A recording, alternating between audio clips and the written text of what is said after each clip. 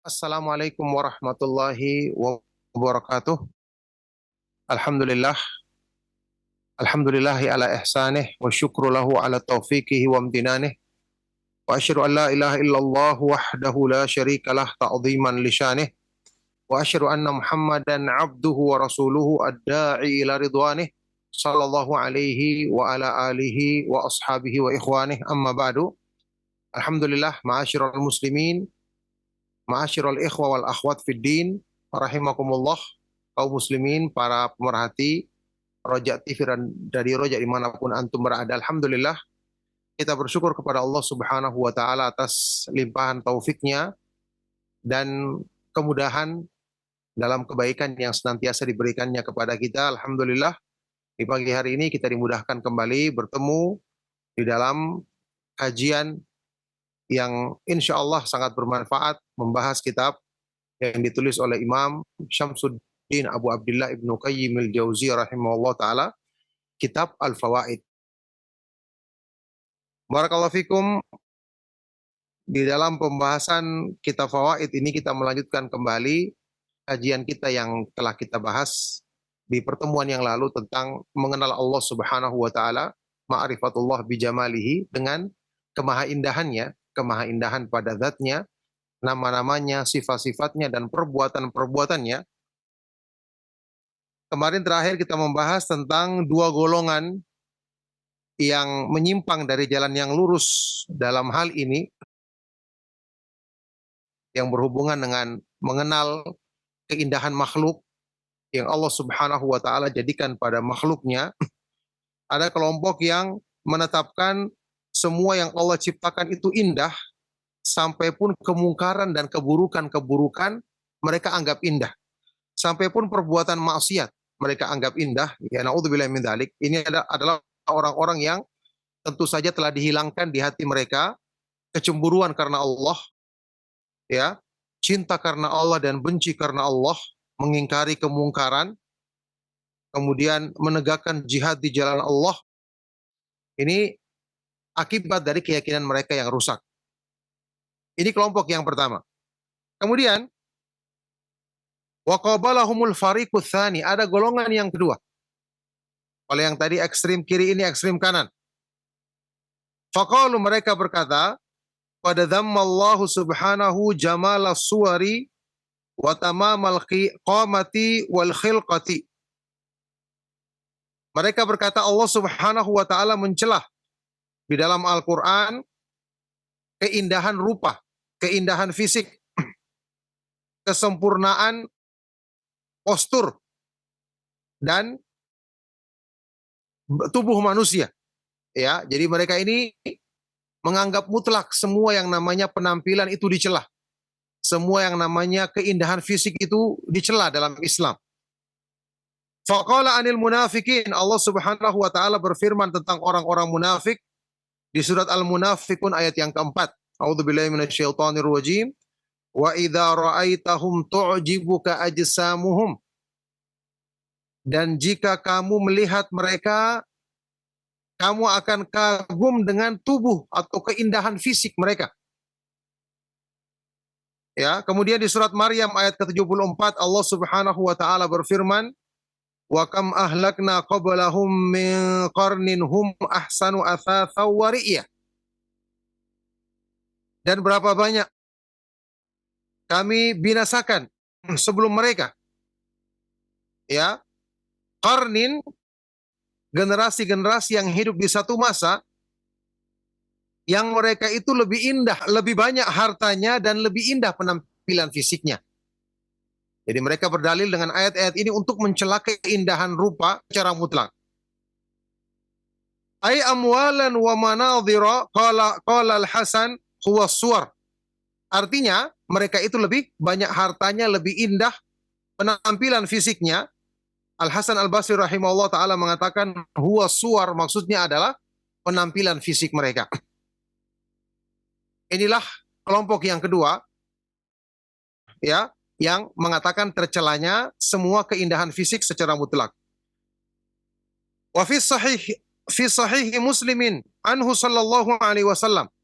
Tambah lagi dalil yang mereka gunakan, hadis dalam riwayat Imam Muslim, Rasulullah Shallallahu Alaihi Wasallam bersabda, Innallaha la yanzuru ila suwarikum wa amwalikum, wa innama yanzuru ila qulubikum wa a'malikum. Sesungguhnya Allah Subhanahu wa taala tidak memandang kepada rupamu atau fisikmu dan hartamu, tetapi hanyalah Allah Subhanahu wa taala memandang kepada hati dan amal-amal perbuatanmu. Ini dalil mereka. Qalu, mereka berkata, wa ma'lumun annahu lam yanfi nadharal idraki wa innama nafa nadharal mahabbah.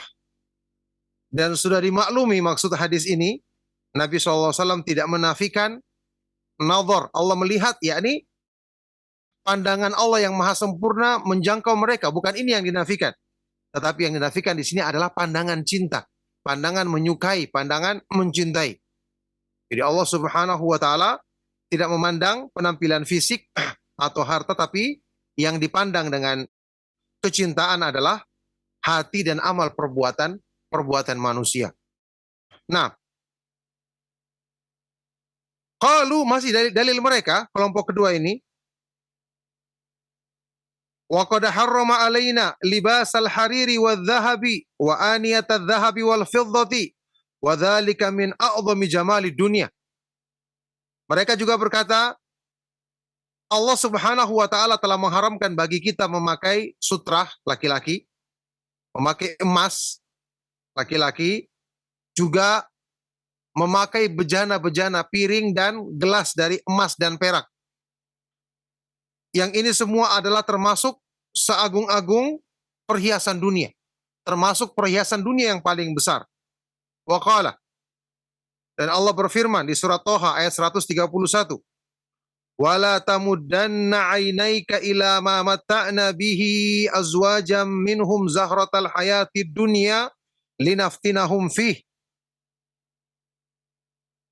Dan janganlah kamu menjulurkan kedua matamu memandang kepada perhiasan yang bermacam-macam yang kami berikan kepada mereka sebagai perhiasan kehidupan dunia, agar kami menjadikan fitnah bagi mereka dalam hal ini. Wa fil hadis, di dalam hadis juga disebutkan, al-badadatu minal iman. Kesederhanaan itu adalah termasuk iman. Ini dalil yang mereka gunakan untuk mendukung pendapat mereka bahwa semua penampilan fisik yang indah itu dicela secara mutlak, kata mereka. Wa qad dhammallahu al-musrifina wasarafu kama yakunu fit ta'ami wasyarabi yakunu fil libas. Juga Allah Subhanahu wa taala telah mencela orang-orang yang melakukan israf, berlebihan, ya, yang mana sikap berlebihan sebagaimana terjadi pada makan dan minum juga terjadi pada pakaian, berlaku pada pakaian. Inilah dua golongan yang tersesat dalam memahami hal ini. Islam selalu datang dengan petunjuk yang sempurna, dengan petunjuk yang wasat atau moderat, tidak berlebih-lebihan dan tidak kurang, dan inilah yang sesuai dengan agama fitrah yang Allah Subhanahu wa taala turunkan kepada hamba-hambanya, agama yang terbaik, syariat yang terbaik yang dipilihnya. Kita lihat ya, jalan tengah dan yang benar dalam pemahaman ini. Kata Ibnu Qayyim rahimahullah taala, wa faslun nizai an yuqal al-jamalu fi surati wal libasi wal hayati thalathatu anwa'in minhu ma yuhmadu wa minhu ma yudhammu wa minhu ma la yata'allaqu bihi madhun wa la dhammun. Faslun niza, ya, pemutus perselisihan. Ya, dalam hal ini, jalan tengah dalam perselisihan ini, yang benar dalam perselisihan ini adalah dengan kita mengatakan al-jamalu fi surah, keindahan pada rupa, keindahan pakaian, serta penampilan, ya, keindahan fisik, keindahan pakaian, keindahan penampilan, itu ada 3 macam. Tidak semua tercela, tidak semua terpuji. Ya, jadi ada 3 macam. kita ikuti tiga macam ini, maka demikianlah nilai dari penampilan atau keindahan fisik tersebut. Apa itu tiga macam? Ada di antaranya yang dipuji. Yang kedua, ada di antaranya yang dicela. Yang ketiga, ada yang tidak berkaitan dengan pujian atau celaan. Subhanallah, agama Islam diturunkan untuk apa? Untuk menjadikan hidup kita, hal-hal yang berhubungan dengan urusan dunia kita bisa menjadi indah kalau kita mengikuti petunjuk dalam syariat yang indah ini. Baik, bagaimana pembahasannya? Fal mahmudu minhu. Sekarang penampilan fisik, pakaian atau rupa. Yang terpuji itu bagaimana? Ya, yang pertama yang terpuji di antara hal tersebut adalah maka nalillahi wa a'ana ala ta'atillahi wa tanfidhi awamirihi wal istijabati lahu. Pertama, yang dilakukan karena Allah. Ya, yang membantu manusia untuk mengamalkan ketaatan kepada Allah, menunaikan perintah-perintahnya dan menjawab seruannya. Kalau seseorang memakai pakaian yang indah dalam rangka mensyukuri nikmat Allah, digunakan ketika beribadah, ketika sholat Jumat, ketika sholat berjamaah, ketika sholat Id, dalam rangka untuk menampakkan nikmat yang Allah berikan kepadanya, maka ini terpuji. Kita lihat. Kama kana Nabi sallallahu alaihi wasallam yatajammalu lil wufud. Sebagaimana Nabi sallallahu alaihi wasallam memakai pakaian yang indah ketika menyambut wufud, utusan-utusan yang ingin belajar Islam. Subhanallah, mereka adalah orang-orang yang baru hijrah, yang ingin memperbaiki dirinya. Nabi sallallahu alaihi wasallam menyambut mereka dengan penampilan yang indah untuk menghormati niat mereka yang agung, yaitu ingin berislam dengan benar, ingin berhijrah di jalan Allah Subhanahu wa taala. Ini diperbolehkan. Ini terpuji. Disebutkan di dalam hadis yang sahih yang diriwayatkan dalam Sahih Bukhari bahwa Umar ibn Khattab radhiyallahu taala anhu pernah mengambil sebuah pakaian jubah dari bahan yang indah. Kemudian dia datang kepada Nabi sallallahu alaihi wasallam dan beliau berkata kepada Nabi sallallahu alaihi wasallam, "Ibta' hadhihi tajammal bihi lil 'id wal wufud." Wahai Rasulullah, belilah pakaian ini untuk engkau memakai pakaian yang indah ini ketika melaksanakan sholat hari raya dan ketika menyambut tamu-tamu utusan yang ingin belajar agama. Dan ini dipraktekkan oleh Nabi Shallallahu Alaihi Wasallam di dalam hadis yang sahih. Wa huwa nadhiru libasi alatil harbi lil qital. Ini semakna dengan misalnya memakai pakaian sebagai pelindung dalam peperangan ketika menghadapi musuh. Ketika kita memakai pakaian besi misalnya, pakaian yang bisa menahan senjata ketika dalam peperangan, semakna dengan ini. Ya. Kemudian apa? Walibasul hariri fil harbi wal khuyala'i fihi. Demikian pula ketika memakai sutra dalam peperangan serta bersikap khuyala fihi, ya, menampakkan kekuatan dalam peperangan, yakni berjalan yang sebenarnya cara berjalan seperti itu atau sikap seperti itu seandainya bukan perang dicela, kayak orang menyombongkan diri, berjalan dengan congkak dalam peperangan, tujuannya untuk menjatuhkan mental musuhnya, untuk membuat mereka marah, emosi sehingga terganggu konsentrasinya dalam peperangan tersebut. Ini diperbolehkan. Padahal cara berjalan yang menunjukkan kesombongan kan dilarang dalam keadaan biasa selain dalam peperangan. Ya, Nabi Shallallahu Alaihi Wasallam pernah disebutkan dalam sebuah riwayat ketika melihat sahabat Abu Dujanah radhiyallahu anhu bahwa dia berjalan dengan cara jalan orang yang sombong ketika peperangan. Ya, ketika perang Uhud dia berjalan di antara pasukan musuh dan pasukan kaum muslimin dengan jalan yang menunjukkan kesombongan. Ya.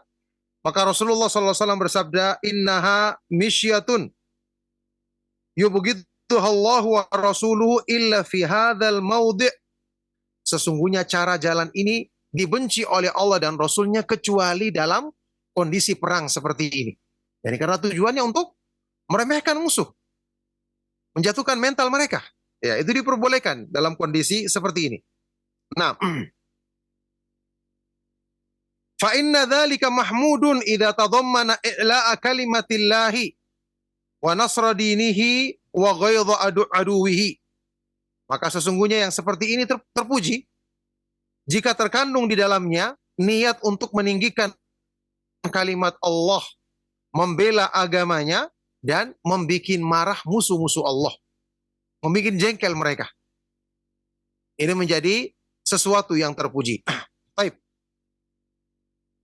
Berikutnya, wal madhmumu minhu, adapun yang tercela, maka nalid dunya warriyasati,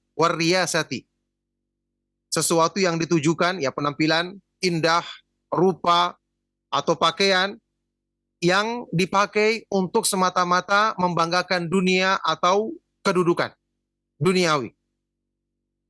Wal fakhri wal khuyala'i wat tawassuli ila syahwati, untuk kebanggaan, kesombongan semata-mata, dan sebagai tawassul, sarana untuk mencapai syahwatnya, keinginan syahwatnya. Wa an yakuna huwa ghayatal abdi wa aqsa matlabihi, dan ketika itu dijadikan sebagai puncak keinginan seorang hamba dan yang tertinggi dari cita-citanya. Fa inna katsiran minan nufusi laisa laha himmatun fi siwa dzalik, karena kebanyakan jiwa-jiwa manusia mereka tidak memiliki keinginan selain dari tujuan-tujuan tersebut. Jadi dia memakai pakaian yang indah hanya untuk membanggakan dirinya, agar dia dianggap orang yang kaya atau orang mampu, agar dia menampakkan bahwa dia punya kedudukan yang tinggi. Ini kesombongan, niat-niat sombong seperti ini yang tercela dari penampilan atau pakaian yang indah. Wa amma ma la yuhmadu wa la yudhammu fahuwa ma khala an hadainil qasdaini wa tajarrada anil wasfain. Adapun yang tidak dipuji dan tidak dicela adalah ya hal-hal yang tidak terdapat padanya dua tujuan ini. Tidak tujuannya untuk agama, juga tidak tujuannya untuk dunia. Ya, dan juga tidak ada dua sifat yang dari dua sifat tadi yang ada pada penampilan tersebut. Ya, ini ada sekarang orang yang mungkin memakai pakaian indah karena kebiasaan saja. Terbiasa dari kecil pakaiannya seperti itu. Gaya hidupnya memang seperti itu, ya. Bukan untuk sombong, ya, dia memang biasa memakai seperti itu. Bukan juga untuk tujuannya mensyukuri nikmat Allah, sekedar kebiasaan saja. Maka ini asalnya tidak tercela dan tidak terpuji karena tidak terkandung tujuan baik dan tujuan buruk. Ya, ini tujuan karena agama atau tujuan karena dunia pada ketika dia memakai pakaian tersebut. Ini yang tidak berkaitan dengan pujian atau celaan. Taib. Wal maksudu anna hadzal hadits asy-syarif mustamilun ala aslaini 'azimaini fa awwaluhu ma'rifatun wa akhiruhu suluk. Maka kesimpulannya, hadis yang mulia ini, ya hadis riwayat Imam Muslim yang kita bahas, jadi pembahasan utama, ya, tentang sabda Rasulullah SAW, innallaha jamilun yuhibbul jamal. Sesungguhnya Allah Subhanahu wa taala Maha Indah dan mencintai keindahan. Hadis yang mulia ini terkandung di dalamnya dua landasan yang agung, dua pokok Islam yang utama. Fa awwaluhu ma'rifatun, yang pertama adalah mengenal Allah yang Maha Indah, ya. Dan bagian akhirnya atau yang kedua adalah suluk, mengajarkan kepada kita sikap yang benar, ya, mengajarkan kepada kita semangat untuk beribadah.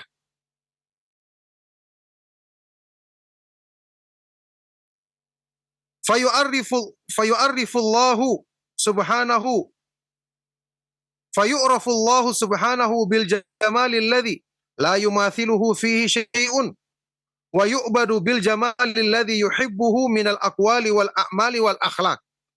Maka dengan hadis ini kita mengenal Allah Subhanahu wa taala dengan sifat al-jamal, kemahaindahan, karena Allah adalah al-jamil, yang maha indah. Kita mengenal Allah dengan kemahaindahannya yang tentu tidak ada satu makhluk pun yang menyerupai yang sama dengan Allah Subhanahu wa taala dalam sifat kemahaindahannya ini. Kemudian kita beribadah kepada Allah dengan keindahan yang disyariatkannya. Keindahan yang dicintainya, baik dalam ucapan, perbuatan, dan akhlak. Akhlak yang indah, ya sesuai dengan syariat Islam. Ucapan-ucapan yang indah, berzikir, membaca Al-Quran, berdoa, beramar ma'ruf nahi mungkar, amal-amal perbuatan yang indah, yaitu beribadah kepada Allah dengan benar. Fayuhibbu min abdihi an yujammila lisanahu bis-sidqi wa qalbahu bil ikhlasi wal mahabbati wal anabati wal inabati wat tawakkuli wa jawarihahu bi ta'ati wa badanahu bi idhari ni'amihi alaihi fi libasihi wa tathhirihi lahu minal ajnasi minal anjasi wal ahdathi wal awsakhi wa syu'uril makruhati wal khitani wa taklimil adfari. Ya. Maka Allah Subhanahu wa taala mencintai seorang hamba yang menjadikan indah ucapan lisannya dengan selalu berkata yang jujur. Menghiasi hatinya dengan keikhlasan, cinta kepada Allah, selalu kembali kepadanya, dan selalu bertawakal, berserah diri, bersandar kepadanya.